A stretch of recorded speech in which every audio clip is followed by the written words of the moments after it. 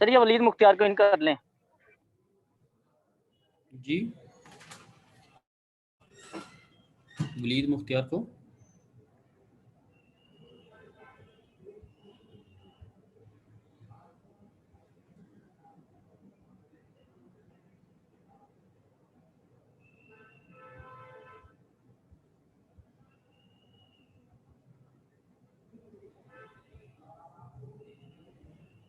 अस्सलामुअलैकुम sir. Sir Waleed बात कर रहा हूँ, मुझे इन कर दें प्लीज।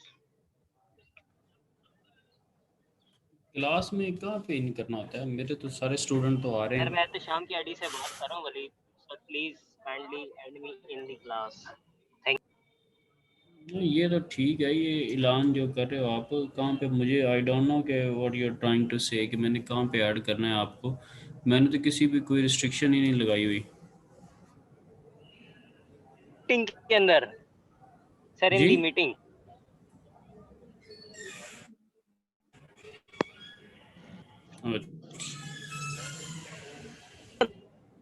मैं पूछता सर इन दी मीटिंग।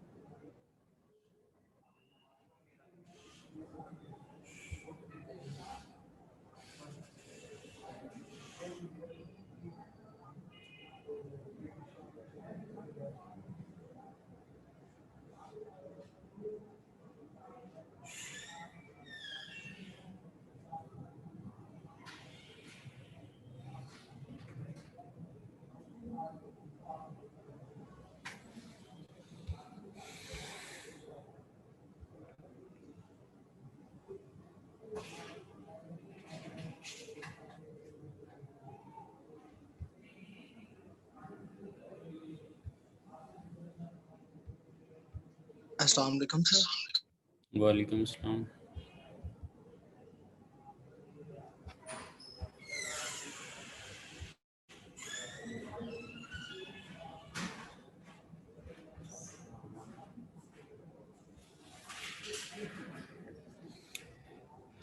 ओके स्टूडेंट्स, हम स्टार्ट करते हैं ज़रा आज का लेक्चर। और बाकी ये जो मीटिंग में इन वगैरह का कह रहे थे, मैंने कोई भी क्लास की मीटिंग के अंदर रिस्ट्रिक्शन नहीं लगाई होती। जब से मैं लेक्चर आप लोगों के स्टार्ट किए, अभी भी 13 स्टूडेंट्स हैं जिन्होंने ज्वाइन किया हुआ। और उससे पहले भी जो 2 लेक्चर हुए हैं उसमें 26-27 की स्ट्रेंथ होती है। 26-27 स्टूडेंट्स क्लास को ज्वाइन करते हैं, तो ऐसी कोई रिस्ट्रिक्शन नहीं है। अगर इनफरादी तौर पे किसी को कुछ तरह का मसला मसाइल है तो वो इंडिविजुअली मुझे ईमेल पे उस चीज़ को बताए कि उसे क्या इशू है, और उसका स्क्रीनशॉट वगैरह मुझे मेल करे, ताकि इंडिपेंडेंटली उसका केस जो है वो मैं देखूं कि वो क्या कहना चाह रहा है। ठीक है, क्योंकि इस तरह मतलब क्लास में इन कर दें या आउट कर दें तो ऐसी कोई चीज़ नहीं है। ठीक है,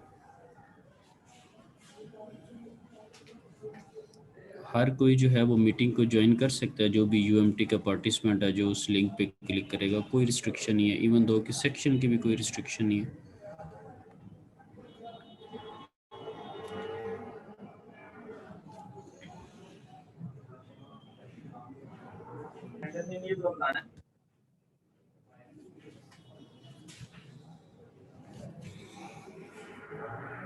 चलिए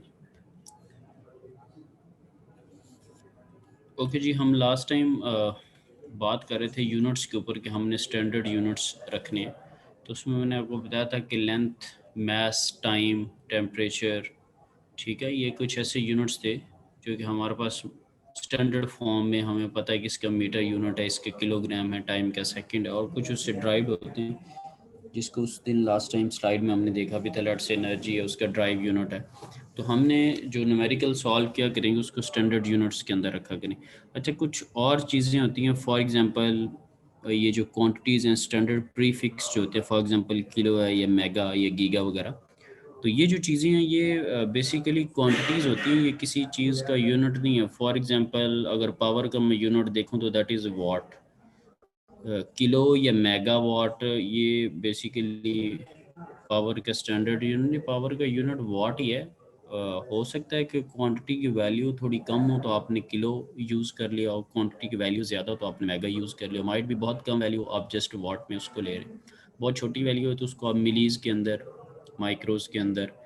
तो ये डिपेंड करता है कि आपको कब कहाँ पर क्वांटिटी को रिप्रेजेंट करने के लिए कौन सा साथ में जो प्रीफिक्स है वो यूज़ करना है, ठीक है। तो यूनिट्स वही हैं जो कि हम लोगों को ऑलरेडी आइडिया है। अच्छा, यहाँ पर एक टर्म यूज़ होती है डायमेंशनल होमोजेनिटी की।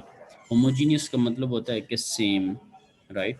सो जब भी हम कोई न्यूमेरिकल सॉल्व करते हैं या मैथ की कोई भी चीज़ करते हैं तो हमें पता हम कोई ना कोई इक्वेशन या फार्मूला यूज़ करते हैं, और हमें ये भी पता है कि लेफ़्ट हैंड साइड जो है वो राइट हैंड साइड के इक्वल हो, तभी इक्वलिटी का साइन आता है। अगर लेट्स से फॉर एग्जांपल आप कह रहे हैं force F is equal to m a mass into acceleration, तो ये दोनों साइड्स पे उनके यूनिट सेम है, एक ही क्वांटिटी को आप रिप्रेजेंट करें। फॉर एग्जांपल आप वर्क की बात करें, W is equal to force into displacement, तो ये एक बिल्कुल मुनासिब चीज़ है। अगर आप कहते हैं कि W is equal to force into displacement plus pressure, तो ये होमोजीनियस नहीं है। आप वर्क के अंदर, आप एनर्जी के अंदर प्रेशर को अडॉप्ट करने जा रहे हैं। Pressure is something different, energy is something different.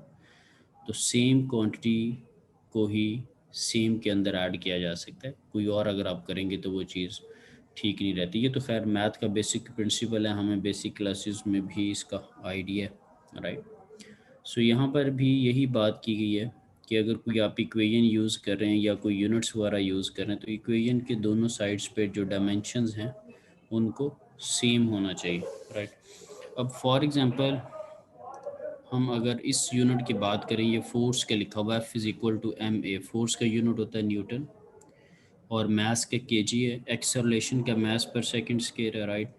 ये ब्रिटिश के अंदर लिखा हुआ आपके पास। तो ये अगर मैं इनमें से लेट से न्यूटन है उसको दूसरी साइड पे ले जाता हूँ तो इधर मेरे पास वन रह जाएगा, right. One is equal to newton over K G into metre per second square. तो अगर मैं वैसे देखूँ तो ये one is equal to one ही है। न्यूटन जो है वो नीचे वाली दोनों चीज़ों को कैंसिल आउट कर रहा होगा। ये प्लग एंड प्ले है, इसको हम just we are just playing around with the units के, कोई इस साइड पे लेंगे इस साइड पे लेंगे, अनटिल अनलेस के मैथमेटिक्स का और जो प्योर साइंस का कॉन्सेप्ट है वो गलत नहीं होना चाहिए, तो हम इक्वेशंस को इधर उधर कर सकते हैं। अब यहाँ पर वन की को रखने की क्या बात है, या एक और भी चीज़ आप हाईलाइट में देख रहे होंगे, unity conversion ratio, right. It's unity का मतलब होता है वन। यहाँ पे बड़ा आपको ऑकवर्ड से लग रहा होगा कि हमें फोर्स का यूनिट भी पता है, मास का भी पता है, एक्सेलरेशन का भी पता है, फिर उसको एक साइड पे रख के वन के इक्वल करने की क्या बात है। सो सम टाइम न्यूमेरिकल्स के अंदर यूनिट्स को जो है वो डायमेंशनल होमोजेनिटी को अचीव करने के लिए जहाँ पर कोई फार्मूला यूज़ होगा वहाँ पर वन की जगह Newton over K G into metre per second square लिख दिया, ताकि सारी टर्म्स का एक ही जो है वो आंसर हो, एक ही उनका यूनिट हो, स्टैंडर्ड करने के लिए चीज़ों को। लेकिन मैं जब न्यूमेरिकल वगैरह करवाऊँगा तो मैं आपको बताऊँगा कि आपको इस तरह की चीज़ें करने की ज़रूरत नहीं है। आप न्यूमेरिकल को स्टार्ट में ही स्टैंडर्ड यूनिट्स के अंदर वैल्यू को रखें और फिर न्यूमेरिकल को सॉल्व करें, तो कहीं भी आपको इस तरह की कन्वर्जन या इस तरह की चीज़ करने की ज़रूरत नहीं पड़ेगी। क्योंकि जब आप न्यूमेरिकल करेंगे आपको फ़ील होगा कि फिर कितने न्यूमेरिकल्स हैं जिन आप रट्टे वाली कैफियत हो जाएगी, कहाँ-कहाँ पे याद करेंगे कि अच्छा ऐसे करना है, यूँ करना है। सो बिल्कुल एक नॉर्मल वे में आपको आइडिया भी नहीं होगा और यूनिट भी बिल्कुल ठीक रहेंगे और आंसर भी बिल्कुल ठीक रहेगा और बिल्कुल एक प्रॉपर एक वे में बात चलेगी। सो जब ये मौका आया फिर तब बताऊंगा कि इसको हमने कैसे टैकल करना है। इन शॉर्ट ये है कि डायमेंशंस, यूनिट्स, इक्वेशन के दोनों साइड पे सेम रहने चाहिए। ओवरऑल इस स्लाइड की समरी ये है, राइट। अब एक इन अ वेरी शॉर्ट वे एक न्यूमेरिकल को हम देखते हैं, इसको एक दफ़ा रीड आउट भी आप लोग करें।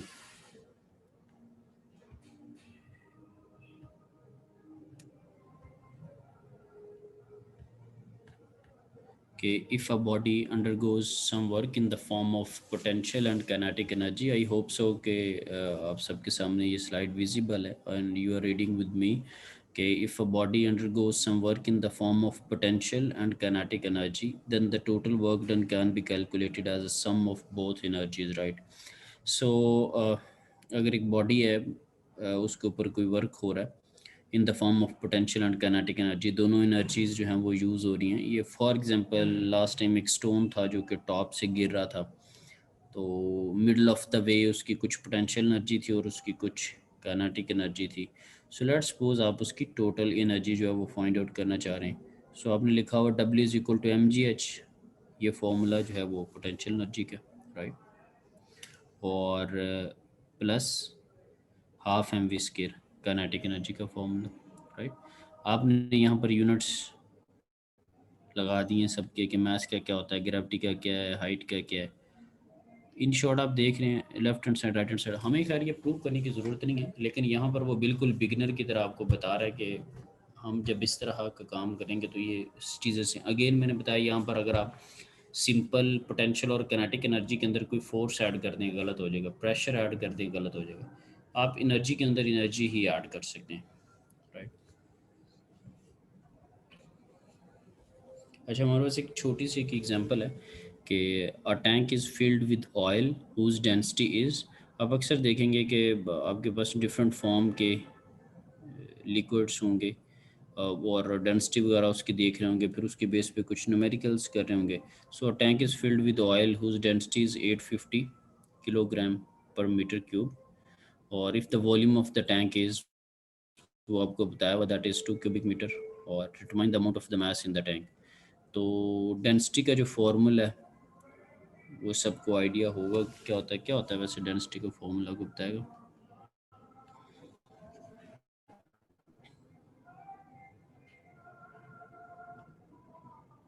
सर मैस पर यूनिट वॉल्यूम। ठीक है जी, मास पर यूनिट वॉल्यूम हमारे पास डेंसिटी का फॉर्मूला है, राइट। सो उसके अकॉर्डिंगली हमारे पास दो चीज़ें गिवन है, वॉल्यूम भी गिवन है और डेंसिटी भी गिवन है, ठीक है। सो हम मास जो है उसको फाइंड आउट कर सकते हैं, mass is equal to density into volume की सेंस में हम इसको फाइंड आउट कर सकते हैं। यहाँ पर उसने क्या किया, यहाँ पर उसने मास को एक तरफ रख लिया है कि मास होता है kilogram, right. So numerical solve हो गया है कि दो मास का डेंसिटी का हमें फॉर्मूला पता है, मास ओवर वॉल्यूम, तो दो चीज़ें गिवन है, थर्ड अननोन है, न्यूमेरिकल आप सॉल्व कर लेंगे। मैं किसी और पॉइंट ऑफ व्यू से अब बात करने लगा, जो अगली बात है। फॉर एग्जांपल आपको पता चल गया density 850 kilogram over cubic metre और वॉल्यूम 2 क्यूबिक मीटर है। आपने मास को फाइंड आउट करना, आपने एक साइड पे मास लिख दिया। अब आपको पता है कि मास का जो यूनिट है वो किलोग्राम है, तो और मास जो है अब केजीज के अंदर आपने आंसर लेके आना है। तो यहाँ पर आप देखेंगे कि डेंसिटी और वॉल्यूम से किलोग्राम कैसे एक्सट्रैक्ट आप कर सकते हैं ना, तो उसने डेंसिटी और वॉल्यूम को मल्टीप्लाई कर दिया, तो उसके पास क्यूबिक मीटर से कट के किलोग्राम में आंसर आ गया। लेकिन ये जो अप्रोच है ये बिल्कुल एक ऑकवर्ड अप्रोच है, ठीक है। ये मैं क्यों डिस्कस कर रहा हूँ, क्योंकि बुक वाले ने इसको डिस्कस किया, डायमेंशनल होमोजेनिटी के ऊपर आ रहा था। ये टेक्निक जो है वो हम इस तरह की इस्तेमाल नहीं कर सकते कि मैथ्स किलोग्राम है तो किलोग्राम किस तरह बनाना है। ये तो बिल्कुल एक out of the way technique है, बहुत मतलब गलत एक वे है जो कि सक्सेसफुल वे नहीं है, राइट। अब अगर कोई कॉम्प्लेक्स किस्म का न्यूमेरिकल होता है, एक वैल्यू से उसके अंदर दूसरी वैल्यू पुट की, फिर और चीज़ निकाली, उससे और चीज़ निकाली। सम टाइम हम मैथ के क्वेश्चन भी सॉल्व करते हैं या फिज़िक्स के अंदर न्यूमेरिकल सॉल्व करते हैं, पहले एक चीज़ फाइंड आउट की, फिर दूसरी, फिर तीसरी, बहुत एक लंबा न्यूमेरिकल होता है जो कि आपस में कनेक्टेड होता है। वहाँ पे तो ये चीज़ नहीं काम आएगी ना। सो इन शॉर्ट हमने क्या वे अपनाना है कि हमें डेंसिटी का फॉर्मूला पता है, density is equal to mass over volume. तो डेंसिटी भी गिवन है, वॉल्यूम भी गिवन है, और हम मास फाइंड आउट कर लेंगे बिल्कुल अपने एक प्रॉपर वे में, राइट। जो एक मैंने दूसरी चीज़ बताई कि केजीज और ये इस अप्रोच को हम नहीं करेंगे, ठीक है। ये एक वैसे पार्ट ऑफ द जी डिस्कशन। पेपरों में इसके फॉर्मूलाज होंगे। पेपरों में क्या होगा, जब आप पढ़ेंगे तो आपको अंदाज़ा हो जाएगा कि फार्मूला, आपको कोई भी फार्मूला याद करने की ज़रूरत नहीं होगी। अगर आप प्रॉपरली लेक्चर ले रहे होंगे तो सारी चीज़ें आपके फिंगर टिप्स में होंगी। इंशाल्लाह आपके कॉन्सेप्ट्स इस तरह के होंगे कि आप फार्मूला शीट या फार्मूलाज की आपको ज़रूरत नहीं पेश आएगी, ठीक है। ये वक्त टाइम विल डिसाइड कि मैंने ठीक कहा या नहीं कहा, ठीक है। तो अभी ज़रा मौका दे, चीज़ों को चलने दें। इंशाल्लाह आपके कॉन्सेप्ट इतने बेहतर हो जाएंगे कि आपको रटने की और इस तरह की चीज़ों की ज़रूरत नहीं पेश आएगी। आई डोंट बिलीव कि जो इस तरह की चीज़ें होती हैं कि न्यूमेरिकल और स्टूडेंट उसको याद कर रहे होते हैं स्टेप्स को और इस तरह की, मैं इन चीज़ों पे बिलीव नहीं करता। आपके इंशाल्लाह कॉन्सेप्ट्स इस तरह के होंगे कि आप खुद से जो उसका वे है, जो मेथडोलॉजी है, उसको आप खुद से अडॉप्ट करके आप चीज़ों को इंशाल्लाह सॉल्व करने के काबिल होंगे। लेकिन वही की सूरत में कि घर जाके थोड़ा बहुत लेक्चर के बाद आप लोग भी पढ़ा करें। ये लेक्चर सुन के इस काबिल नहीं होता बंदा, लेक्चर सुन के थोड़ी प्रैक्टिस जब आप करेंगे तो इंशाल्लाह you will be able to solve. ये वही चीज़ें हम पहले डिस्कस कर चुके हैं यूनिटी कन्वर्जेंस का। अच्छा, ये अभी जो चीज़ें सिस्टम और सराउंडिंग और बाउंड्री, ये बहुत इंटरेस्टिंग है एक तो, और एक बड़ी एक इम्पॉर्टेंट चीज़ है जो कि थ्रू आउट आगे हमारे इस कोर्स में हमारे काम आएगी। तो सबसे पहले तो सिस्टम, हम ओवरऑल रफ वे में जब अपनी कॉमन लाइफ में होते हैं तो हम सिस्टम का अक्सर एक वर्ड यूज़ करते हैं और उसमें हम कह रहे होते हैं कि सिस्टम ठीक नहीं है, ठीक है, या सिस्टम को चेंज होने की ज़रूरत है इस तरह के, या बाज़ दफ़ा कोई कंप्यूटर को भी कह रहा होता है कि ये सिस्टम है या मैंने नया सिस्टम लेने हैं, something like that, right. So let's have a quick look के सिस्टम यहाँ पर हमारे पास क्या चीज़ है, और यकीनन वो वही चीज़ हो सकती है जो कि आपने पहले नाम सुना हो, लेकिन उसको थोड़ा टेक्निकल वे में देखते हैं कि system is defined as a quantity of matter और a region in space chosen for study.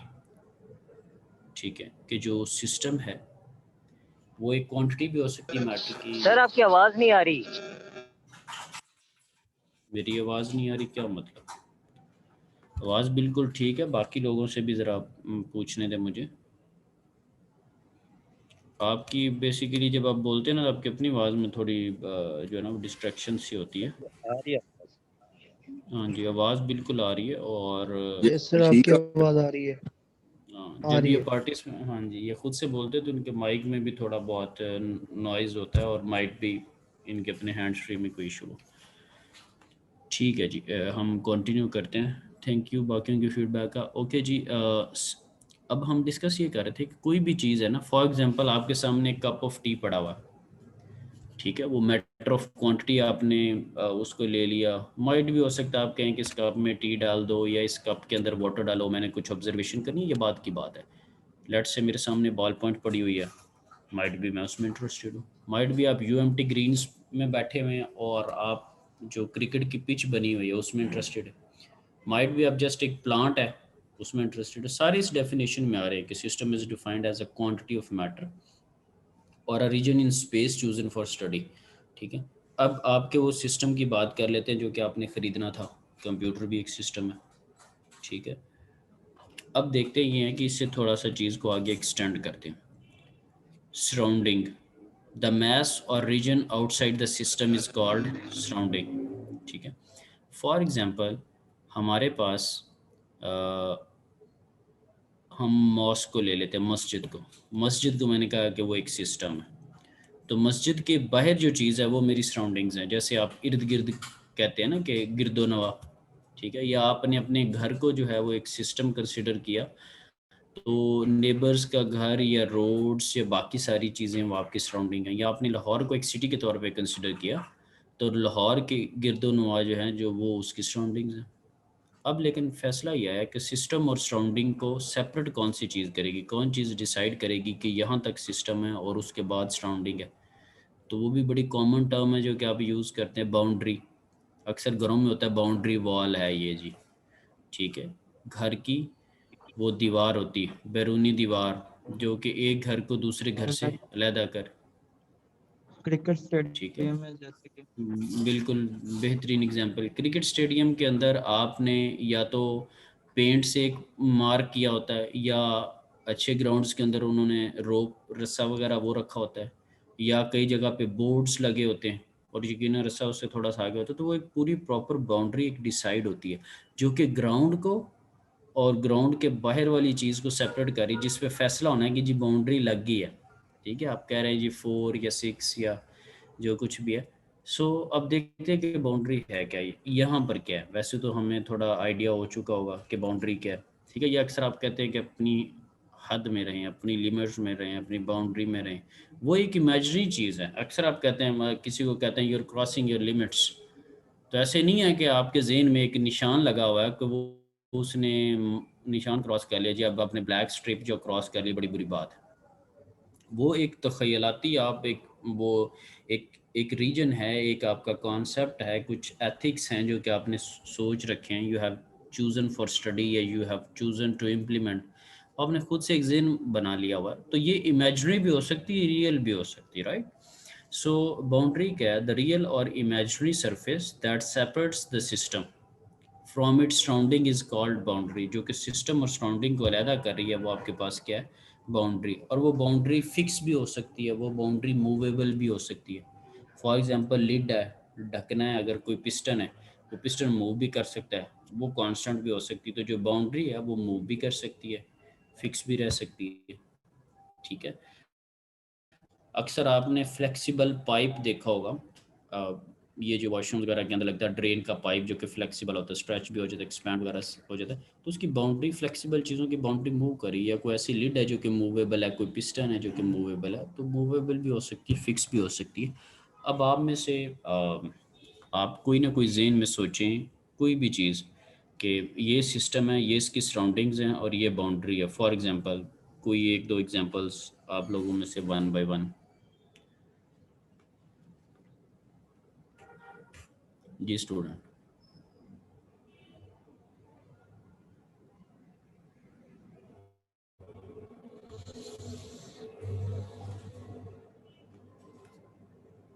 आपने एग्जांपल देनी है सिस्टम की या सराउंडिंग की या बाउंड्री की।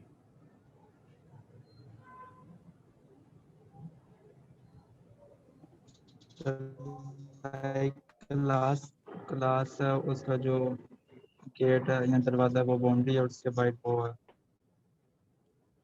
ठीक है जी। सो वो क्लास के कह रहे हैं कि गेट के साथ साथ वॉल्स भी जो हैं उसको भी चलें, लेट्स सपोज हम कंसिडर कर लेते हैं, तो वो पूरी प्रॉपर बाउंड्री है। और क्लास के अंदर जो चीज़ें हैं, जो चेयर है, वाइट बोर्ड है, क्लॉक है, सिस्टम पड़ा हुआ है, मल्टीमीडिया है, वो सारा, फैंस हैं, एयर कंडीशनिंग का सिस्टम इंटरनली, ये जो चीज़ें हैं, ये सपोज़ हमने उसको सिस्टम कंसिडर कर लिया, ठीक है। बाउंड्री भी हमने डिस्कस कर ली, तो सराउंडिंग फिर क्या चीज़ है? सराउंडिंग कौन सी चीज़ है? सर ये हम पूरी यूनिवर्सिटी को मतलब एक सिस्टम लेंगे और उसके ठीक है, अंदर ले जो लें। उसकी बाउंड्री दीवारों को उसको बाउंड्री कहते हैं, या फिर सर जो बिल्कुल ठीक रूम है। होगा उसको हम बाउंड्री कह ठीक है। दें, और जो ठीक बाहर है। होगा उसको हम। बिल्कुल आप कह सकते हैं, बिल्कुल ठीक एग्जांपल है जी। और कोई स्टूडेंट?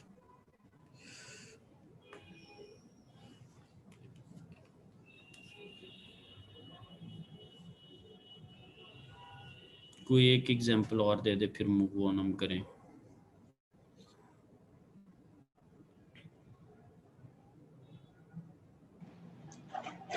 सर जी एक एक बाउंड्री हम वो भी लेते हैं, जो जी सर जी जी जी, कौन सी? जैसे ये सर मैथ मैथ हम करते हैं तो हम एक लाइन सीधी लेते हैं कि जैसे सर हम शाम में देखते हैं जब सूरज ग्रूब हो रहा था तो एक सीधी सी लाइन बन जाती है सर सरफेस की, उसे भी ठीक हम एज है। ए बाउंड्री कंसिडर करते हैं। जो जिस पाथ, फिर इसमें ये हम कर सकते हैं कि जो उसका पाथ है जिसके अंदर वो मूव कर रहा है, ठीक है, वो पूरे पाथ को आप अगर कंसिडर कर लें, तो इंटरनल सारा सेटअप जो है उसको आप सिस्टम ले लें, और जिस जिस पाथ में वो मूव कर रहा है उसको बाउंड्री कंसिडर कर लें, और आउटसाइड द पाथ जो है उसको, उसके जो रूट को जो है वो आप फिर जो सराउंडिंग कंसिडर कर लें, ठीक है। या लेट से मैथ वगैरह में कोई सर्कल आप लगाते हैं, कोई रेक्टेंगल लगाते हैं, तो सर्कल या रेक्टेंगल का जो इंटरनल चीज़ होती है, जो कि उसके, जिस तरह आप रेडियस कह रहे हैं या सेंटर से जो उसका रेडियस है, ये इंटरनली उसकी सारी चीज़ों को आप उसका सिस्टम कंसिडर कर लें, और जो आउटर एजेस हैं उसके, उसका बाउंड्री कंसिडर कर लें, आउटसाइड द सरफेस जो है वो आप सराउंडिंग्स को कंसिडर कर लें, ठीक है। तो ये इस तरह की खैर कोई भी एग्जांपल हो सकती है। इसी तरह जनरेटर है, वो आपका एक सिस्टम है, उसकी जो आउटर सरफेस है वो बाउंड्री है, उसके बाहर वाली चीज़। इसी तरह टरबाइन है, इसी तरह नोज़ल है। लेट्स सपोज जो आप गार्डनिंग जो होज़ होता है जिससे आप पाइप के थ्रू पानी वगैरह लगाते हैं पौधों को, तो उसके आगे अक्सर नोज़ल वगैरह लगी होती है, ठीक है, ताकि पानी एक ख़ास प्रेशर और स्पीड से जो है वो निकले। सो ये नोज़ल जो है वो आपके पास एक सिस्टम हो सकता है। नोज़ल की जो आउटर सरफेस है, जो उसकी सतह है, वो आपके पास बाउंड्री है। इंटरनली जो भी उसके मैकेनिज़्म है, चाहे वो होलो सरफेस है, खाली है, जो कुछ भी है, वो आपके पास सिस्टम का इंटरनल पार्ट है, राइट, सिस्टम है वो। और नोज़ल के बाहर जो चीज़ें हैं, लेट्स से ग्रास है, इन्वायरमेंट है, एयर है, जो कुछ भी है, वो सारी की सारी सराउंडिंग है, right. So let's move on.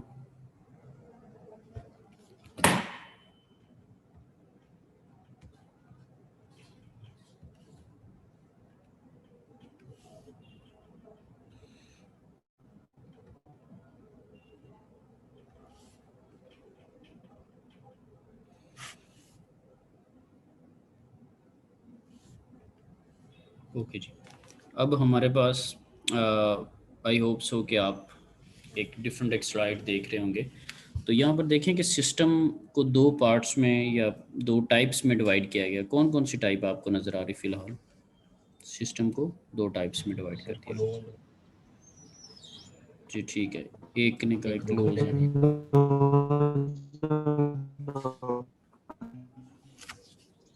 चलें जी, क्लोज और ओपन सिस्टम में इनको डिवाइड कर दिया गया, राइट। अब इनको डिस्कस कर लेते हैं वन बाय वन के क्या चीज़ें। ये भी उसी तरह यस सर। हाँ जी, जिस तरह आपने अभी सिस्टम की डेफिनेशन पढ़ी है और उसके कॉन्सेप्ट्स आपके क्लियर हुए सिस्टम, सराउंडिंग और बाउंड्री के, इसी तरह ये ओपन और क्लोज सिस्टम की टर्म बहुत ज़्यादा यूज़ होनी, इन पे प्रॉपर चैप्टर्स हैं हमारे पास, ठीक है। ओपन सिस्टम के ऊपर और क्लोज सिस्टम के ऊपर चैप्टर नंबर 4 और 5 फुल फ्लैज चैप्टर्स हैं, राइट। सो ओपन से आपके जहन में ये चीज़ आ रही है कि खुला कोई ऐसा सिस्टम है दैट इज़ ओपन और इसमें कोई चीज़ आ भी सकती है, जा भी सकती है। क्लोज की सेंस में आपके जहन में जो, यानी कि जो ओपन और क्लोज को अगर आप जो पहले लाइफ में जो आप एक्सप्लेन करेंगे वो यही करेंगे कि क्लोज हर चीज़ बंद होगी, उसके अंदर को आ जा नहीं सकता। फॉर एग्जांपल क्लास है जी, डोर उसका क्लोज कर दिया गया जी, अब student after 10 minutes they can't enter, तो बाहर वाले बंदे बाहर ही हैं, अंदर वाले अंदर ही हैं, इन आउट नहीं हो रही किसी चीज़ की। अगर ओपन है, अक्सर हम कहते थे doors are open for you, so that means के उसमें इन भी कोई चीज़ हो सकती है, उसमें कोई आउट भी हो सकती है। तो ये जो इन और आउट का पर्दा है, इसको ज़रा उतारते हैं तो देखते हैं इन आउट से मुराद यहाँ पर जो है वो मैस है, कि अगर तो मैस इन आउट हो रहा होगा, ठीक है, तो दैट इज़ ओपन सिस्टम। अगर मैस इन आउट नहीं हो रहा तो दैट इज़ क्लोज सिस्टम। अब मैस फॉर एग्जांपल क्या है, कोई भी जो चीज़ जो डेफिनेट सी बात है वो मैथ्स कुछ कैरी किए हुए उसको हम मैथ्स की सेंस में कंसिडर कर लेंगे। फॉर एग्जांपल एक टेक्निकल एग्जांपल देते हैं, वाटर गीज़र है आपके घर में, पानी को गर्म करने के लिए गीज़र लगा हुआ है, तो उसकी एक इनलेट के अंदर कोल्ड वाटर आ रहा है, ठंडा पानी। अब गीज़र आपका एक सिस्टम था, so cold water is entering into the geyser, right, into your system. अब यहाँ पर ऑटोमेटिकली नीचे उसकी आग जो है वो जल रही है, तो वो जो कोल्ड वाटर है वो हॉट वाटर में चेंज होगा, डेफिनेट सी बात है, उसको हीट सप्लाई होगी with the passage of time, it will warm, और उसकी आउटलेट जो है वहाँ से गर्म पानी बाहर निकलेगा। तो that is in and out, mass आया है और मैस क्या है, राइट। सो अगर आपने उसको, अगर कोई क्लोज सिस्टम लेट से बॉटल है, तो उसके अंदर कोई वाटर वगैरह या कोई चीज़ कैरी किया आपने, उसकी लीड को ऊपर से क्लोज किया हुआ है, आप उसमें इन आउट कोई चीज़ नहीं हो रही, तो that will be a close system. So close और ओपन का जो डिफरेंस है वो किस सेंस में होगा, कि मैस के सेंस में। अगर मैस इन आउट हो रहा है तो दैट इज़ ओपन, अगर मैस इन आउट नहीं हो रहा तो दैट इज़ क्लोज, राइट। इसी तरह टरबाइन की सेंस में, कि टरबाइन के ऊपर आके स्टीम हिट करती है, राइट, स्टीम आके हिट करेगी, या उसके ऊपर, उसके ब्लेड के ऊपर गैस, अगर टरबाइन है तो हॉट गैसेस आके हिट करेंगी। अगर हाइड्रो इलेक्ट्रिसिटी का सिनेरियो है तो उसके ऊपर पानी आके हिट करेगा और अपनी एनर्जी उसकी शाफ्ट में ट्रांसफ़र कर देगा, और फिर उसके बाद उसको हिट करने के बाद वो चीज़ नीचे भी गिरती है, सो उसकी भी इन और आउट हुई है। सो मैस इन मैस आउट, क्योंकि टरबाइन एक आपके पास फुल फ्लैज सिस्टम है आपका। यहाँ पर कंप्रेसर है, अक्सर आप कहते हैं घरों के अंदर के फ्रिज है, इसका जी कंप्रेसर ख़राब हो गया, इसका कंप्रेसर चेंज करवाना है। सो कंप्रेसर क्या कहता है कि उसके अंदर जब आपके पास फ्लूइड आएगा, गैस जब उसके अंदर आएगी, तो कंप्रेसर उसको कंप्रेस करेगा, उसका प्रेशर इंक्रीज़ करेगा, राइट। सो उसके अंदर कोई ना कोई आपके पास चीज़ इन हुई और उसने उस इन हुई हुई चीज़ का प्रेशर ज़्यादा किया, और फिर वो चीज़ ज़्यादा प्रेशर के साथ उससे एग्जिट हो रही है, तो that is in, that is out, ठीक है ना, केस ऑफ कंप्रेसर। सो ये डिवाइसेस ओपन सिस्टम के ऊपर बेस करी। तो ये दो जो टर्म्स हम यूज़ करते हैं ओपन सिस्टम की और क्लोज सिस्टम, ठीक है। क्लोज सिस्टम जो है उसको हम उसके साथ पैरेलल में उसी की निस्बत से एक टर्म यूज़ करते हैं कंट्रोल मैस की। क्यों कंट्रोल मैस इस सेंस में कह रहे हैं कि क्लोज सिस्टम के अंदर मैस इन आउट नहीं होता, तो उसका एक फिक्स्ड अमाउंट ऑफ मैस होती, ठीक है, मैस उसकी बाउंड्री को क्रॉस नहीं कर रहा था। अच्छा, यहाँ पे ज़हन में क्वेश्चन आता है कि जी चले मैस तो इन आउट नहीं हो रहा, तो फिर क्या चीज़ इन आउट हो रही होगी, फिर उस चीज़ का मकसद क्या है, क्या उसको बंद करने के लिए रख दिया है, या क्या वो किसी काबिल है, उसका कोई पर्पस है, उसका कोई ऑब्जेक्टिव है। तो वो ऑब्जेक्टिव सारे हमारे पास होते हैं। एनर्जी जो है, अगर आप इस डायग्राम में देखें, तो अब देखना ये है कि फिर इसका इंटरेक्शन कैसे होगा, इस सिस्टम का सराउंडिंग के साथ, इन्वायरमेंट के साथ इंटरेक्शन कैसे होगा, इससे हम क्या काम ले सकते हैं। इस तरह की काफ़ी सारी चीज़ें ज़हन में आती है। इट फील्स लाइक कि क्लोज सिस्टम तो बहुत बेकार सिस्टम है, उसका फिर क्या फ़ायदा है, चीज़ को शायद बंद करने के लिए रखा हुआ। नहीं, उसके अंदर जो एनर्जी ट्रांसफ़र हो सकती है in the form of work भी हो सकता है, in the form of heat भी हो सकता है। लेट्स से आपके पास एक क्लोज सिस्टम है, लेकिन उसके बॉटम से आप उसको हीट सप्लाई कर सकते हैं, और उस हीट की सेंस में उसके अंदर जो मटेरियल है उसका टेम्परेचर, उसका प्रेशर वो इंक्रीज़ होगा, ठीक है।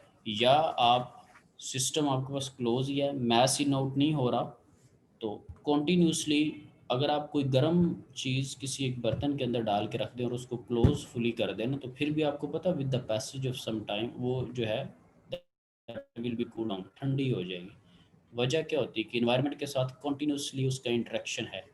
टाइम ज़्यादा लेगी, डेफिनेट सी बात, आपने वो चीज़ ढकी हुई है, ब्लड से कप ऑफ टी है, उसको आप ढांप के रख दें, तो ऐसे नहीं है कि कप ऑफ टी वो ठंडा नहीं होगा, या आप 1-2 घंटे बाद देखें कूल डाउन हो चुका है, लेकिन उसका इन्वायरमेंट के साथ जो प्रोसेस है हीट ट्रांसफ़र का, वो स्लो होगा, ठीक है, एज़ कम्पेयर टू द कि अगर वो ओपन है।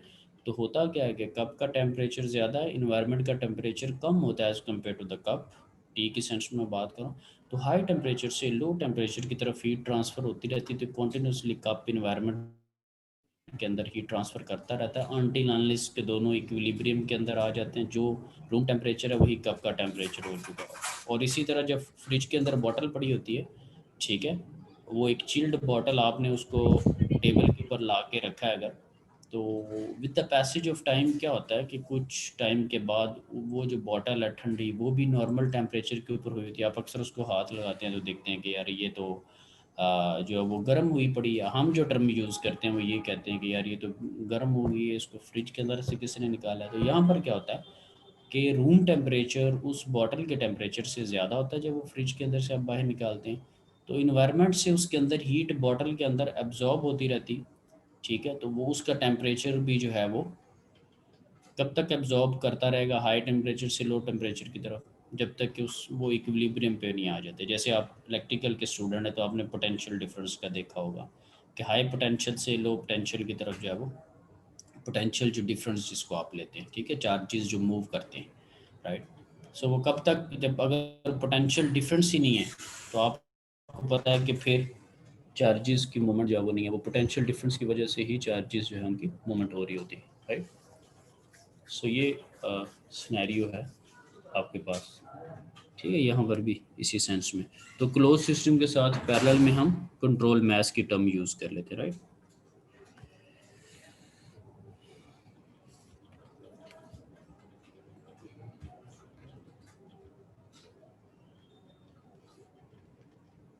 ओके जी। यहाँ पर और ओपन सिस्टम के साथ हम टर्म यूज़ कर लेते हैं कंट्रोल वॉल्यूम की। अब ओपन सिस्टम के साथ मैं क्यों कह रहा हूँ कि कंट्रोल वॉल्यूम के हम टर्म यूज़ कर लेते हैं, क्योंकि ओपन सिस्टम का जो वॉल्यूम होता है वो आपके पास कंट्रोल्ड है, फिक्स है, कांस्टेंट है। फॉर एग्जांपल गीज़र है, राइट। तो गीज़र का जो वॉल्यूम है, ठीक है, कि इतने लीटर या इतने क्यूबिक मीटर, उसका जो वॉल्यूम है वो कांस्टेंट रहेगा। लेकिन गीज़र के अंदर यहाँ देखें मैस उसके अंदर इन भी होगा, मैस आउट भी होगा, कोल्ड वाटर आएगा और हॉट वाटर निकलेगा, लेकिन सिस्टम का जो वॉल्यूम है वो कांस्टेंट रहेगा। मैस कम ज़्यादा हो रहा है, मैस कम ज़्यादा हो रहा है, पानी आ रहा है, बाज़ दफ़ा आप देखते हैं गीज़र में पानी नहीं है, कोई अगर गर्म नहीं है या सम टाइम वैसे नहीं आ रहा, कभी मोटर ऑन करनी पड़ जाती है, काफ़ी सारे मैकेनिज़म्स हैं। कांस्टेंट मैस कांस्टेंट नहीं है, लेकिन उसका वॉल्यूम ऐसा नहीं है कि गीज़र आप दोपहर को जाएं तो आधा गीज़र हुआ है, वैसे ही गीज़र की बॉडी आधी हो गई है, गीज़र जी उसका कद ही छोटा हो गया, ठीक है, और थोड़ी देर बाद जाएं तो जी बड़ा हो गया, ठीक है। सो ऐसा नहीं है, ठीक है, स्ट्रेचिंग और एक्सपेंशन और इस तरह के मैकेनिज्म नहीं है। तो ओपन सिस्टम के साथ हम कंट्रोल वॉल्यूम की टर्म भी यूज़ कर सकते हैं, लेकिन नॉर्मली ओपन क्लोज ये टर्म यूज़ होती हैं, और ये नाम से ही काफ़ी हद तक जाहिर है कि इनका पर्पज़ क्या है, राइट। तो यहाँ पर अगर आप देखें ना, ओपन सिस्टम के अंदर एनर्जी इन हो रही है, एनर्जी आउट हो रही है, मैस इन हो रहा है, मैस आउट हो रहा है, ठीक है। सो ये तीनों चीज़ें इसके अंदर हो सकती हैं।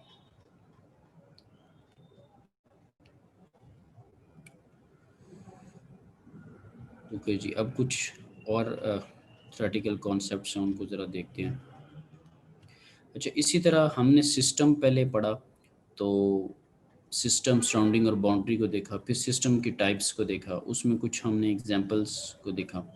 अब देखते हैं कि प्रॉपर्टीज़ ऑफ अ सिस्टम, ठीक है, कि सिस्टम की क्या क्या प्रॉपर्टीज़ होती हैं। अच्छा, अब हम इसको क्यों डिस्कस करें, प्रॉपर्टीज़ की बेस के ऊपर ही हमने देखना है कि अगर किसी सिस्टम को हमने स्टडी करना, फॉर एग्जांपल आप स्टीम को स्टडी अगर करना चाहते हैं तो आपको उसकी प्रॉपर्टीज़ देखना पड़ेगी कि इसका प्रेशर क्या है, इसका टेम्परेचर क्या है।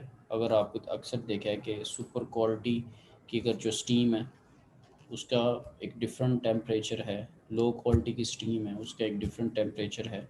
वाटर ही है सपोज, तो उसको अगर आपने जज करना हो तो उसको भी आप किसी न किसी प्रॉपर्टी की बेस पे कह रहे थे। अक्सर आप कहते हैं कि आज सर्दी लग रही है, तो कोई ना कोई ऐसा ही प्रॉपर्टी, कोई ना कोई ऐसी चीज़ है जिसकी बेस पे you are trying to say कि जी आज मौसम थोड़ा नॉर्मल है, आज बारिश हो रही है, आज यानी कि अगर बॉडी की सेंस में आप कहें कि थकावट अगर हो रही तो still there is some sort of energy के जो जिसको आप आज कह रहे हैं कि थोड़ा उसका जो लेवल है वो दैट इज़ लो।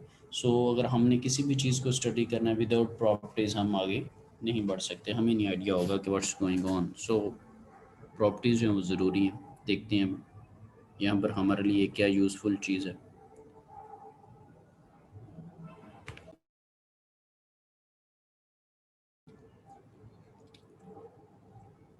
ओके जी, यहाँ पर जो है वो प्रॉपर्टीज़ को दो टाइप्स में डिवाइड किया गया है, इंटेंसिव और extensive, right. So intensive properties में क्या है कि that are independent of the mass of a system, system का जो मास है वो इससे इंडिपेंडेंट है, इस पर डिपेंड नहीं करी, such as temperature, pressure, density, ठीक है। सो टेम्परेचर, अच्छा इसमें डेंसिटी को जो है ना वो भी मैं डिस्कस नहीं करता इसके ऊपर, ये बड़ी एक एम्बिगुअस सी चीज़ है, इसको इसको क्यों का डिस्कस नहीं करता इसका भी ज़रा बताता हूँ। टेम्परेचर जो है वो मैथ्स पे डिपेंड नहीं कर रहा कि मैथ्स ज़्यादा है कम है, प्रेशर भी उस पर डिपेंड नहीं कर रहा। लेकिन डेंसिटी को अगर थोड़ा डीपली को स्टडी करें तो डेंसिटी फील्स लाइक अ मास ओवर वॉल्यूम, ऐसे होता है ना, मास पर यूनिट वॉल्यूम। सो इसको गौर से देखे तो कह सकते हैं कि सर इसके अंदर तो डेंसिटी के फॉर्मूला में मास आ रहा है, तो फिर इसको इंडिपेंडेंट ऑफ मास या क्या कहा गया, इस क्वेश्चन को भी क्वेश्चन ही रख लेते हैं, ठीक है। आगे देखते हैं इसका जवाब हमें मिलता है या नहीं मिलता। जो मैंने क्वेश्चन यानी कि कर दिया है हवा में। ओके जी, extensive properties whose values depend on size और एक्सटेंट, क्या उसका साइज है, क्या मिकदार है, उस पर जो चीज़ डिपेंड करी है, ठीक है। तो एक्सटेंट के सेंस में उसका वॉल्यूम भी हो सकता है, साइज एक ही बातें, ठीक है जी। तो इसमें कौन सी चीज़ें आ रही जो कि डिपेंड करती हैं, total mass, total volume, right, and total momentum और some examples of extensive properties, ठीक है। अब डेंसिटी को इसमें ना कंसीडर करने की जो एक लॉजिक जो मेरे माइंड में आती है, वेरी फर्स्ट टाइम जब मैंने इसको चीज़ को देखा तो मेरे ज़हन में क्वेश्चन आया, फिर उसका जो आंसर है, खैर मास ओवर वॉल्यूम और डेंसिटी, ये इसको अगर मैं फ्लिप कर दूं तो ये वॉल्यूम ओवर मास भी हो सकता है, कोई और क्वांटिटी हो सकती है, ऐसे इसको मैं उल्टा दूं वॉल्यूम ओवर मास या मास ओवर वॉल्यूम, ठीक है। सो अब इन चीज़ों में क्या है कि एक तो मास है और एक डिवाइडेड बाय वॉल्यूम है, तो दो एक ही टाइप की चीज़ें हैं जो कि एक दूसरे को कैंसिल आउट कर रही हैं। नो डाउट मास का कुछ और यूनिट है, वॉल्यूम का कुछ और यूनिट है, इस तरह केजीज और क्यूबिक मीटर एक दूसरे को कैंसिल आउट नहीं करते। लेकिन अगर हम इंटेंसिव की डेफिनेशन को देखें तो साइज़ या एक्सटेंट पे जो चीज़ डिपेंड करी है मास या वॉल्यूम पे, इन दो खसूसियात की बिना पर एक दूसरे को लॉजिकली वो कैंसिल आउट करी।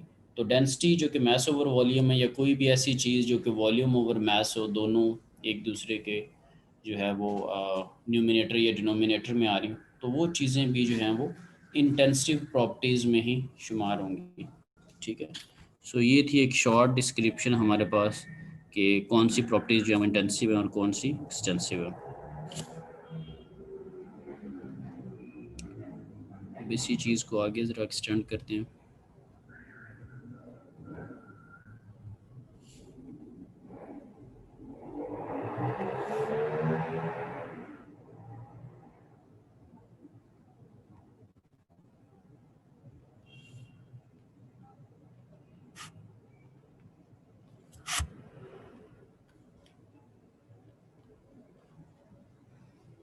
just a second.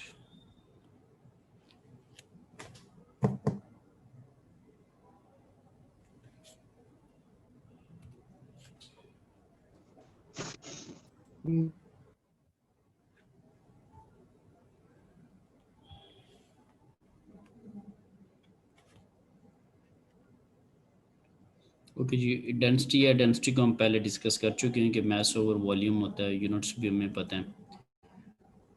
ठीक है जी, डेंसिटी इंटेंसिव प्रॉपर्टी है, ये भी हमने देखा कि मास और जो वॉल्यूम है, ठीक है, वो एक दूसरे को एक्सटेंसिव के सेंस में कैंसिल आउट कौन में फीचर है, इसको हम इंटेंसिव में डिस्कस करें। अच्छा, अगर आपको किसी एक पॉइंट इंटीग्रेशन अक्सर आपने मैथ में पढ़ा, तो यहाँ पे भी इंटीग्रेशन का खैर काफ़ी यूज़फुल वे में उसका इस्तेमाल रहेगा। इंटीग्रेशन में ये होता है कि आप अगर तो पूरे सिस्टम को लेना चाह रहे हैं तो आप लिमिट्स पूरे सिस्टम के लगा दें। अगर आप किसी फ्रैक्शनल अमाउंट को स्टडी करना चाह रहे हैं तो आप इंटीग्रेशन की जो लिमिट्स है वो उतने की लगा दें, ठीक है, और हाफ को स्टडी करना चाह रहे हैं वो लिमिट्स लगा दें। तो इंटीग्रेशन की ये ब्यूटी है कि जितने पार्ट को आप स्टडी करना चाहते हैं उतने तक आप उसको इंटीग्रेट कर लें थ्रू लिमिट्स, राइट। फ्रैक्शन अक्सर होता है कि हम एक पूरे सिस्टम को कंसिडर नहीं कर रहे थे, हम उस सिस्टम का एक स्मॉल सा एक पैच ले लेते हैं जो कि इजी टू जो है वो एनालाइज होता है, ठीक है। ये अक्सर ये वो बातें जो कि इंटीग्रेशन की एक तरह की बैकग्राउंड है कि इंटीग्रेशन क्यों हम यूज़ करें। मैथ में तो सिंपल है ना कि एफएससी के अंदर एक चैप्टर इन डिफरेंशिएशन का पढ़ लिया, इंटीग्रेशन का पढ़ लिया, उस पर कुछ इंटरमीडिएट में क्वेश्चन आ गया, पास हो गया और आपने यहाँ पे एडमिशन ले ली।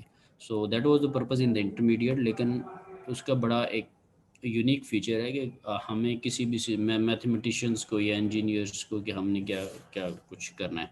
सो अगर इसमें देखिए कि अगर आप एक डिफरेंशियल एक वॉल्यूम, पूरा वॉल्यूम नहीं आपने लिया हुआ, आपने उसके एक फ्रैक्शनल अमाउंट लिया, ठीक है, सपोज, तो आप उतने वॉल्यूम की लिमिट लगा दें। पूरे वॉल्यूम को, फुल वॉल्यूम को स्टडी करना चाहते हैं, फुल की लिमिट लगा दें। तो ये इंटीग्रेशन या डिफरेंशिएशन को अक्सर आप देखेंगे, ठीक है। इसके पर्पज़ यहाँ पे देखेंगे कि क्या टेक्निकली काफ़ी हम उसको यूज़ करेंगे। इसमें ये परेशानी लेने वाली बात नहीं है कि इंटीग्रेशन किसी को करनी नहीं आती, उस तरह की इंटीग्रेशन नहीं है। मैं इंटीग्रेशन की एप्लीकेशंस की बात कर रहा हूँ कि इंटीग्रेशन के जो यूज़फुल फीचर्स हैं उनको हम करेंगे। ऐसे नहीं है कि वह काफ़ी कॉम्प्लेक्स किस्म का क्वेश्चन है और आप उसकी इंटीग्रेशन करने लगेंगे, ऐसा नहीं है। ओके जी, डेंसिटी को हम पहले भी स्टडी कर चुके हैं। यहाँ पे कुछ ग्राफ्स हैं जिसको चैप्टर नंबर 3 जब हम पढ़ेंगे फेज चेंज प्रोसेस का, तो उसके अंदर थोड़ा ज़्यादा क्लियर होंगे कि प्रेशर, डेंसिटी, टेम्परेचर, वॉल्यूम ये आपस में किस तरह चेंज होते हैं, सॉलिड से लिक्विड में कैसे जाते हैं, लिक्विड से गैसेस में कैसे जाते हैं, ठीक है। वो पूरा हम एक फुल फ्लैज स्टडी करेंगे, उसके ऊपर चैप्टर नंबर 3 हम पढ़ेंगे और उसके कुछ न्यूमेरिकल्स हैं वो भी हम करेंगे, प्रॉपर्टी टेबल्स को यूज़ करेंगे।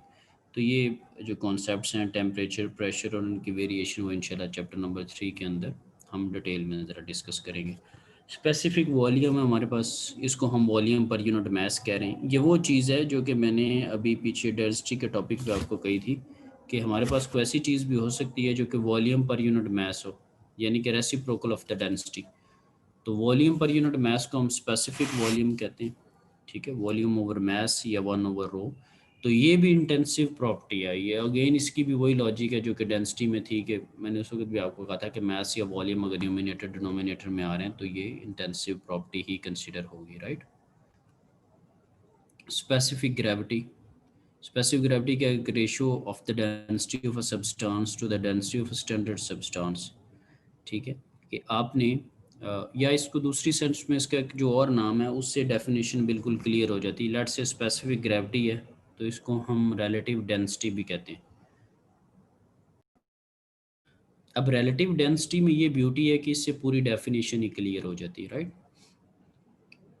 रिलेटिव डेंसिटी, अच्छा, जब आप रिलेटिव की टर्म यूज़ करते हैं अक्सर आप कहते हैं कि यहाँ पर रिलेटिव मार्किंग है। ये जब स्टार्ट में आप आए होंगे तो काफ़ी सारे जीपीए के ऊपर या सीजीपीए के ऊपर बड़ी एक रिसर्च चल रही होती है स्टूडेंट की। जब हम भी यूनिवर्सिटी में थे ये एक बड़ा अहम मौजू रहता है कि अच्छा जी इतने नंबर आ गए हैं तो क्या ग्रेड बनेगा, क्या ग्रेडिंग होने जा रही है, ठीक है।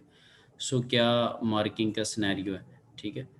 रिलेटिव हम उस वक्त वर्ड यूज़ करते हैं जब आप किसी दूसरे के रेफरेंस से कोई चीज़ बात कर रहे थे विद रिस्पेक्ट टू समथिंग, या you are going to compare something, relative, ठीक है। तो उसके लिए अब रिलेटिव डेंसिटी का मेरे ज़हन में एक ये एक जेर में कॉन्सेप्ट आया कि एक तो आपके पास डेंसिटी है, उसको किसी और जो सब्सटेंस की डेंसिटी है उसके साथ आप कंपैरिजन कर रहे हैं, कोई ना कोई आपने उनकी आपस में मुमासलत है कोई ना कोई, तो देखते हैं कि वर्डिंग क्या है।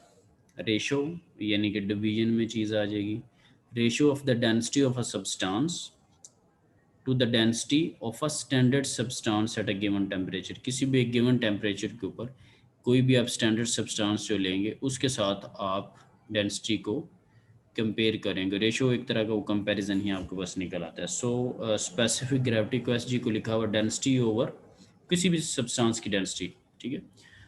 और जो स्टैंडर्ड ली हुई है वो क्या, वाटर है, ठीक है। डेंसिटी ऑफ वाटर के साथ कोई भी आपके पास सब्सटेंस है उसकी डेंसिटी जो है वो हम ले रहे हैं, ठीक है जी। सो यहाँ पर usually water at 400 degree C लिखा हुआ है। अगली स्लाइड पे जाते हैं, वहाँ पे कुछ वैल्यूज़ लिखी हुई हैं, स्पेसिफिक ग्रेविटी का कोई टेबल बना हुआ है, उसको ज़रा देखते हैं कि वहाँ पर हमारे पास क्या यूज़फुल इन्फॉर्मेशन है इस डेफिनेशन के पॉइंट ऑफ व्यू से।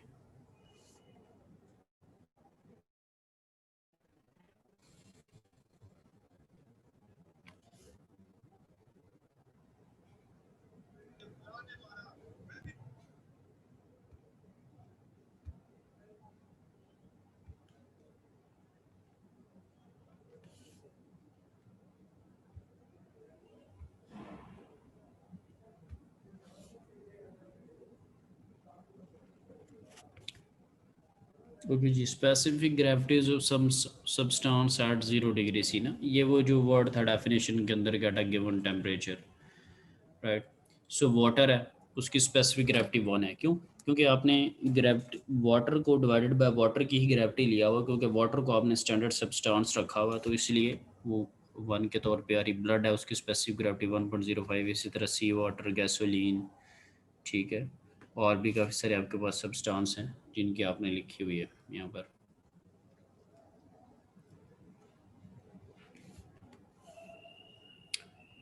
ओके जी, ये हमारे पास एक वॉल्यूम था, मैस था, उसके जहन में आया चलें जी डेंसिटी निकाल लेता हूँ, तो मैस पर यूनिट वॉल्यूम कर लिया। उसके माइंड में आया कि स्पेसिफिक वॉल्यूम निकाल लेता हूँ, तो वो वॉल्यूम ओवर मैस होता है या डेंसिटी का रेसिप्रोकल होता है 1 ओवर डेंसिटी, तो वो उसने कैलकुलेट कर दिया यहाँ पर।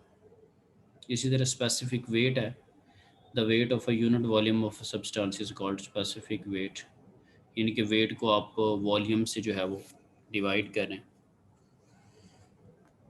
और वेट आपके पास क्या उसका सिनेरियो होता है, वेट आपके पास जो है W का क्या फॉर्मूला होता है वेट का, mg, ठीक है। और ये डेफिनेशन कह रही है कि वेट ओवर वॉल्यूम ना, ये डेफिनेशन जो है वो कह रही है कि the weight of a unit volume ना, तो राइट, मैंने उसको इस तरह लिख दिया। सो अब आपके पास मैस पर यूनिट वॉल्यूम को क्या कहते हैं आप, डेंसिटी कहते हैं, ठीक है। तो उसके लिए मैंने रो लिख दिया। तो स्पेसिफिक वेट का क्या फॉर्मूला बना, स्पेसिफिक वेट का सिंबल है जी गैमा, ठीक है। तो गैमा का फॉर्मूला ड्राइव हो चुका है, क्या है जी, रो इंटू जी, ठीक है जी। I hope so gets clear, सबको नज़र आ रहा था जो मैं लिख रहा था, ठीक है, यस सर। ठीक है, थैंक यू। ये वो चीज़ थी जो कि शायद पिछले किसी लेक्चर में मैंने कहा भी था कि अगले लेक्चर में मैं बताता हूँ आपको कि रो जी कैसे आया, यानी हो।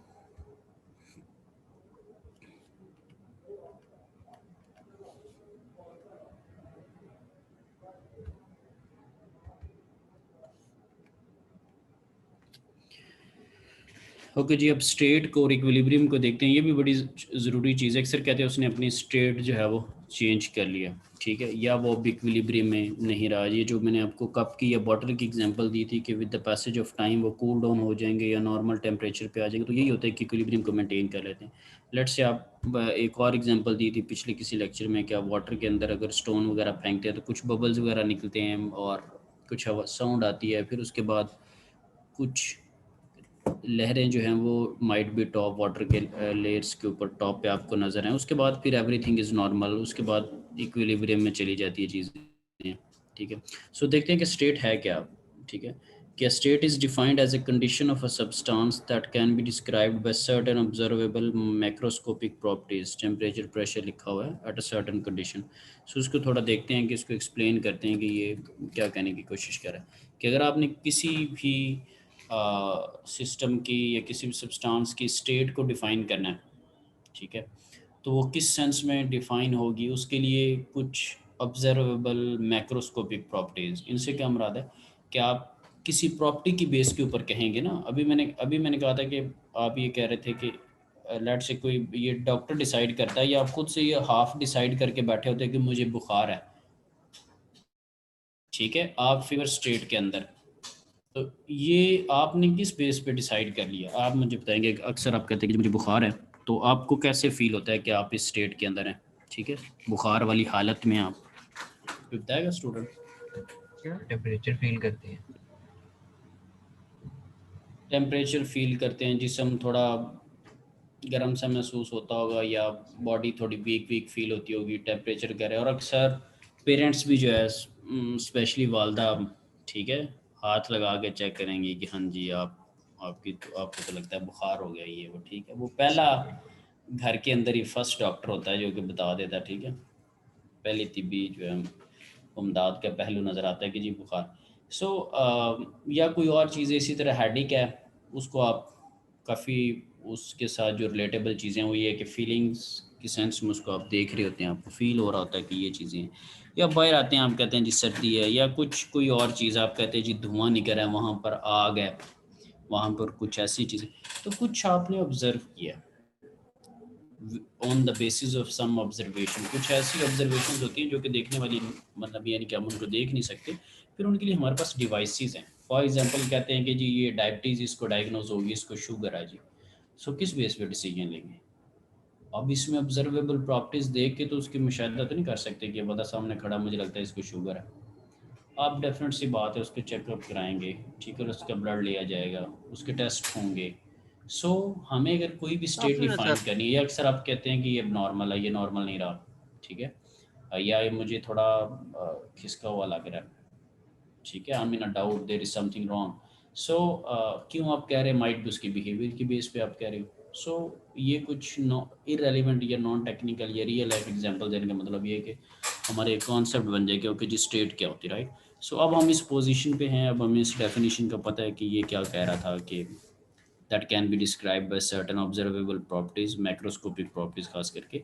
और उसने लिखा हुआ ब्रैकेट में कुछ एग्जांपल देने की कोशिश की है कि that could be the temperature, pressure, density, volume etcetera. That could be anything different, को और भी हो सकता है जो कि यहाँ पर नहीं है, राइट। सो एनी हो जी, ये एक स्टेट है, right. A system is said to be at a state when all the properties in the system can be measured or calculated and the system is not undergoing a change. ये आखिरी फिक्रा बड़ा ज़रूरी सा महसूस हो रहा है कि जी आप कह रहे हैं कि ये सिस्टम इस स्टेट में, फॉर एग्जांपल हमने जी बुखार वाली बात कर ली, ठीक है। सो और सारी आपने प्रॉपर्टीज, सारी कैलकुलेशंस, डॉक्टर ने रीडिंग्स वगैरह ले ली, मेजरमेंट्स ले ली, जो कुछ उसने चेकआउट करना था कर लिया। आखिरी जो फिक्र है उसको अब इंडोर्स करने लगा, and the system is not under going a change. वो सिस्टम जो है वो किसी चेंज के थ्रू, किसी प्रोसेस के थ्रू नहीं गुजरा। ऐसा नहीं है कि आप थोड़ी देर बाद उसका वो जो टेम्परेचर है वो नॉर्मल हो जाए या उसी वक्त ही वो नॉर्मल होना शुरू हो जाए।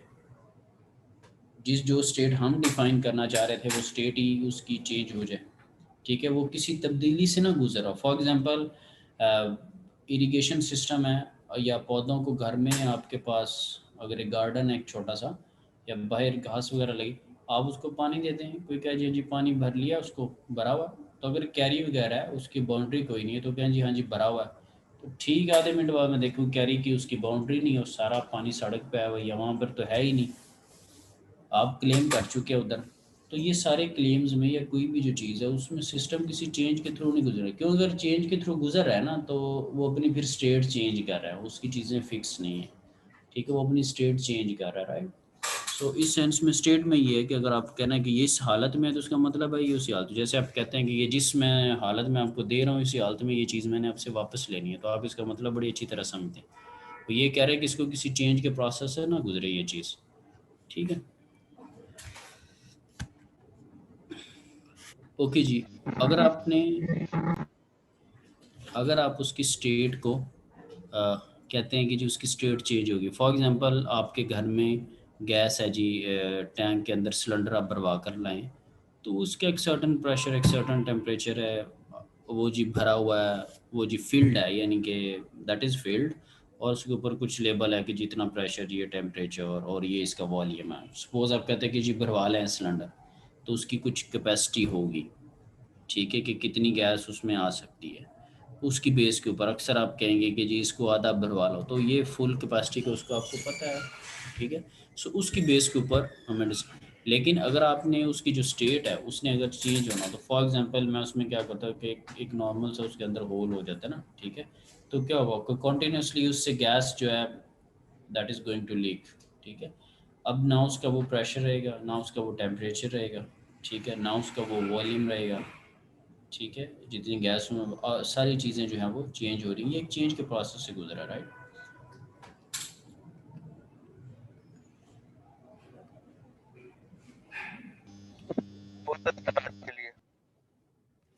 जी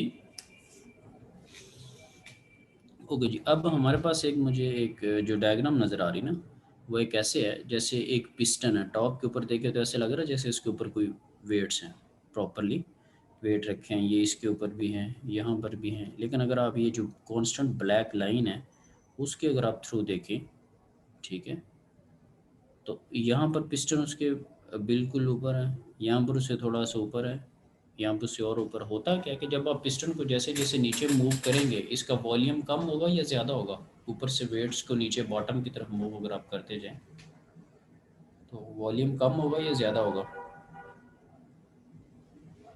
वॉल्यूम तो उतना ही रहेगा, बस प्रेशर बढ़ जाएगा गैस में।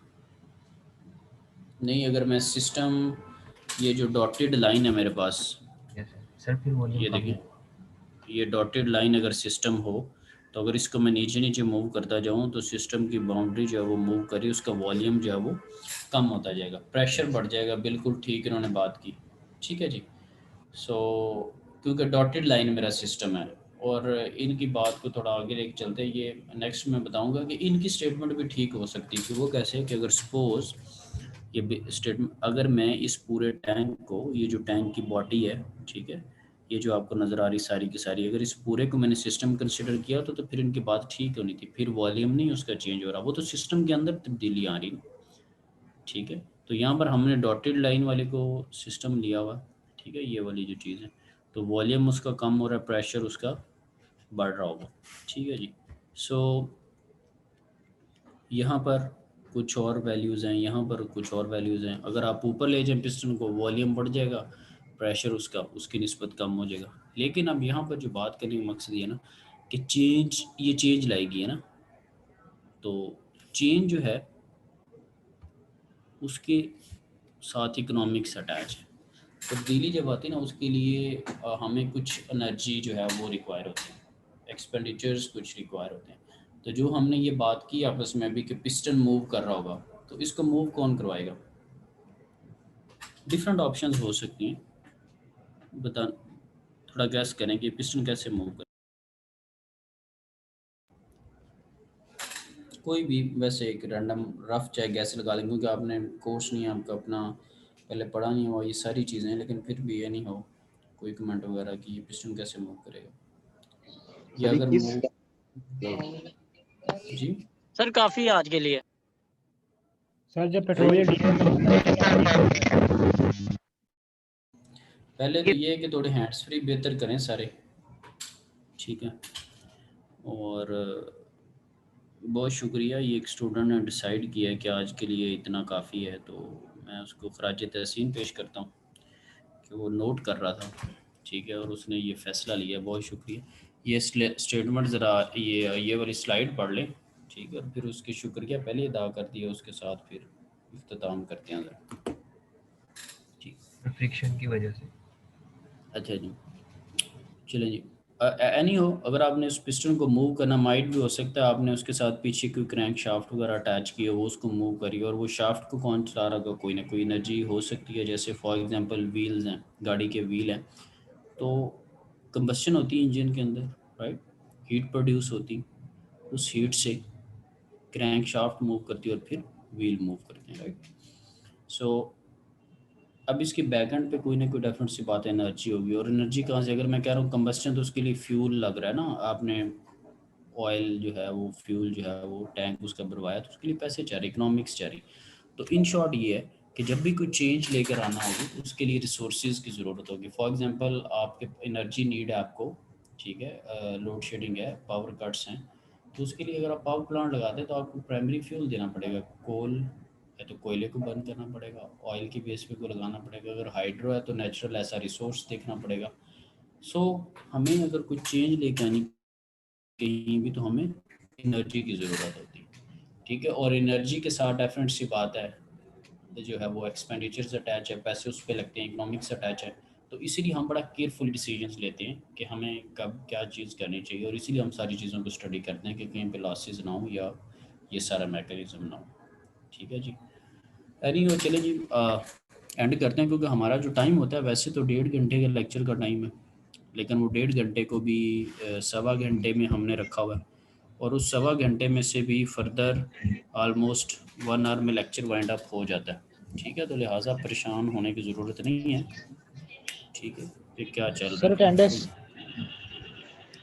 जिसके लिए अटेंडेंस मैं अभी पार्टिसिपेंट से लगा लूँगा, पोर्टल अभी नहीं काम कर रहा था, तो मैं इसको पार्टिसिपेंट लिस्ट से अटेंडेंस ले लूँगा, ठीक है जी। Thank you very much. Okay sir, अल्लाह हाफिज़।